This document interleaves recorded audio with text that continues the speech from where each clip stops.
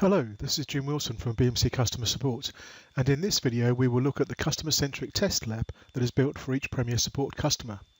Although all Premier Support customers receive this benefit, this video is targeted at customers who use BMC server automation, as it will describe the requirements for a BSA test lab and how we set it up inside BMC. A customer-centric test lab environment is one of the benefits that Premier Support customers have over standard support. Having this test lab provides a positive impact on multiple aspects of customer support. Faster resolution of cases, as the BMC support subject matter expert who owns the case can quickly access the test lab to reproduce the issue without having to go through the process of building it from scratch. Contrast this with standard support, where the subject matter expert may need to request a new machine, install the software, and then begin the test. Without the benefit of the pre-existing test lab, in some cases it could take days or even weeks to reproduce the issue, which then leads to slower resolution time of the case. Upgrade testing, including hotfix, patches, and service packs. In addition to the standard Amigo assisted migration offering, testing of the actual upgrade of the BMC lab can result in a smoother process during the upgrade in the customer environment, as problems can be identified and resolved during this testing process and handled appropriately during the customer implementation. This benefit can be extended to implementation of service packs, patches, or individual hotfixes, as well as upgrading releases. Testing. Changes to configurations can be proactively modelled and tested to verify that the behaviour is expected without any unwanted side effects. Demonstrations. Sample execution of different job types can be performed in the test lab to show off new use cases without impacting the customer environment. All of this combined leads to time saving and resource efficiencies for Premier Support customers. Note: whilst the test lab will be modelled as closely as possible on the customer implementation, it cannot be an exact replica.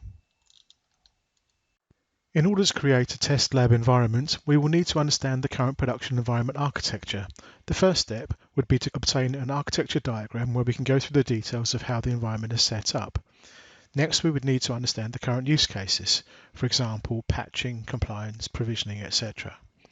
After the architectural review, we would need to identify specific details, including the exact build number of the application server, the machine specification where the application server is installed, and the number and type of deployments of each application server. For example, we might state that we are using BSA 8.7.00.239 and that there are 4 Windows Server 2008 R2 application server hosts, each with 36 GB of RAM. The hosts each run 3 job and 1 config plus NSH proxy application server deployments. In addition to this detailed information, we would need to be aware about the usage of any SOX proxies, repeater servers, reporting, and portal information. Finally, we would need the database type and version, and if at all possible, a database export. Being able to import the database into the test lab provides additional benefits that give us the possibility to work even faster on issue resolution, as we would have all of the objects required to reproduce an issue without requesting individual export for each support case. The same is true for upgrade tests, as it would show up any conflict that could be data related.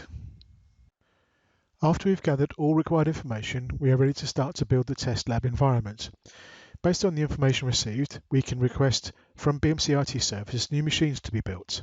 For standard builds, these can be ready the very same day, but for more complex builds, the process can take up to a couple of weeks.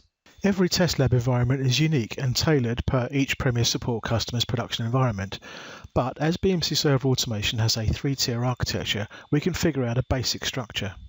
Every test lab environment has 3 core components: a client tier where BSA console is installed, a server tier where RSCD agents are hosted, these are the managed servers, and a middle tier where application server and database are installed.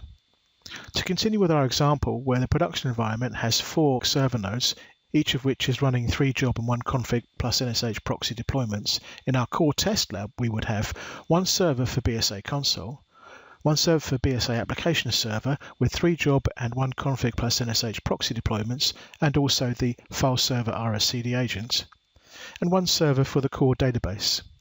A number of servers for RSCD agent would also be installed. We would try to have at least 1 of each OS type and version. This provides a reasonable scaled-down version of the production environment. If there are more components such as BSA or BladeLogic Portal, we will provision additional machines for each and connect them to BSA application server in order to best replicate production environment. This way, any subject matter expert who works on an integration can quickly use the test lab to reproduce an issue. Thank you for watching this short introduction to the BMC Premier Support Customer Test Lab. I hope you have found it useful.